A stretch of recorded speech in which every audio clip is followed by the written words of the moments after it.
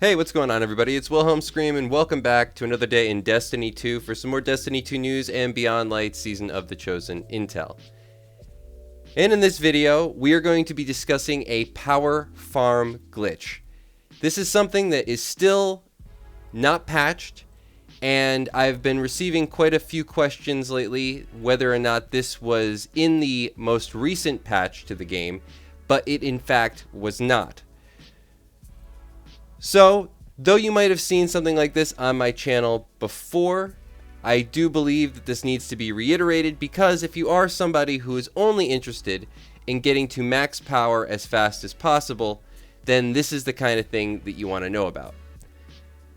Before I get into everything, I want to just preface this by saying that this will involve deleting a character.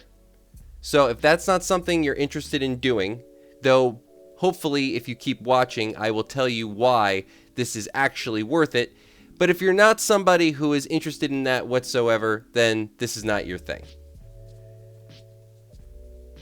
So, let's get into it.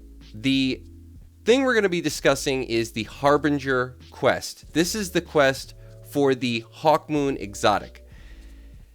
Now, though deleting a character sounds somewhat dubious, let me just make the case to you. There was a time when you could gain more by essentially repeating activities more times than you would normally be able to. This is, you would do everything, you would delete a character, and then you could do it all over again and get the same rewards. For the most part, that has actually been fixed throughout all of Destiny 2. There are very few activities where that's actually being used or could be utilized. Everything for the most part is locked to 3 times per account. I think the only thing that might actually still work as far as that's concerned is maybe, and I say maybe, the Nightfall. But there's a big caveat when it comes to those things as well, as a lot of them require a certain amount of gameplay to actually be able to access said thing. The Harbinger needs none of this.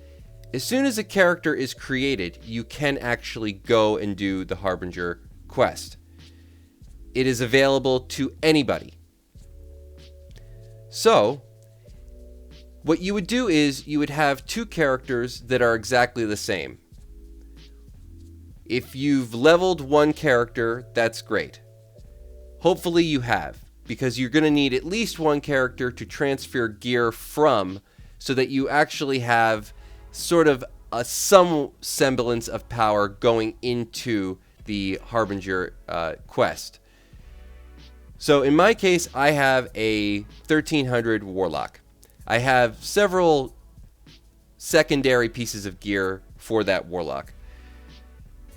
Now, it's not going to give me my full power, but so long as I have a certain level on my account, then I'll actually be able to acquire gear from a new character. So what I'm going to do is I'm going to transfer all my highest level gear from my 1300 Warlock over to my newly created Warlock.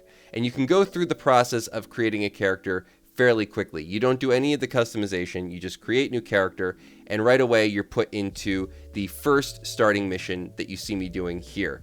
Now this whole thing you can run through in approximately 6 minutes, and I'm going to actually show it to you in real time so that you believe me, because people have said, well, that's going to take too long.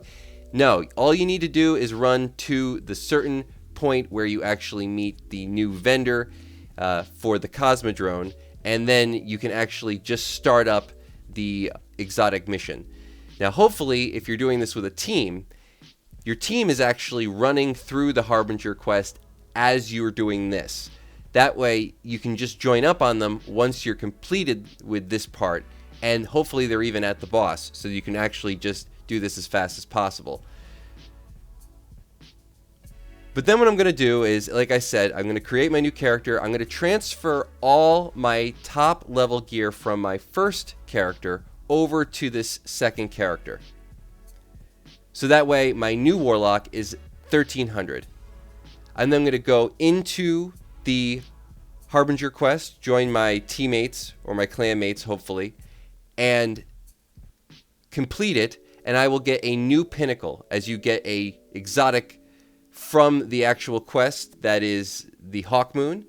That will drop at exotic power level, which is always pinnacle, and you will get another piece of pinnacle gear. So you essentially get 2 for every completion, and you can just do this over and over again. So then you would transfer that gear back to your original warlock, delete this character, create it again, run through this process, and just repeat that. Now, let me just say that a lot of power will be gained just from playing the game. This is really for when you hit 1300 and you just need that extra little bit. Some people say getting 1300 is easier just by going through the seasonal pass. That is true. This will be your base power. So this is just for gear power. Now you will also level up your season pass for every Harbinger completion, so that by the time you reach your seasonal 100 rank, you will be easily 1330, because you'll have your base power of 1310 as well as your artifact power.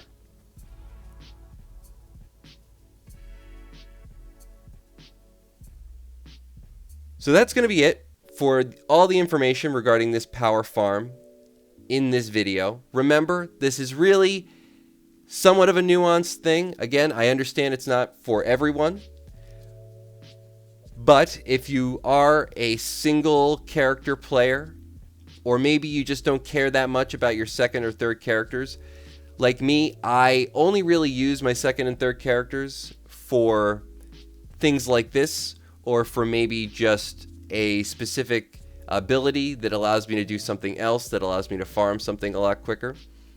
But I understand that some people just like to play the actual game, and I can totally be on board with that as well. If you are looking for another way to just essentially farm up XP for your seasonal rank and thereby your artifact power, which also can help you definitely over the course of the season get a higher power rank quickly, I would suggest loading up the Shiro Chi checkpoint in the Last Wish raid, bringing a whole bunch of raid banners. Or there is a very interesting glitch on the moon that I will be talking about in a later video. But essentially what that allows you to do is not only farm moon bounties, but it allows you to farm strike bounties as well as gunsmith bounties and all the repeatables therein. So it actually makes for one of the easiest multiple bounty farms in the game. But I'll get to that in the next video. Thank you all so much for watching all the way to the end of this one.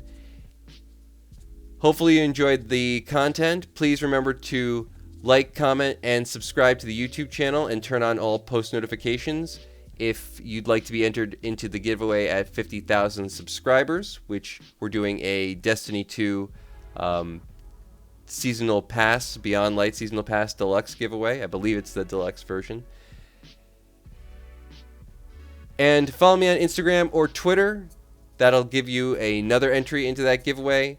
And if you've watched all the way to the end, leave a hashtag Season of the Chosen or a hashtag Beyond Light. Will give you one more entrance into that giveaway at 50,000. Thanks so much for watching. As always, I am Wilhelm Scream, and of course, we will see you next time. Little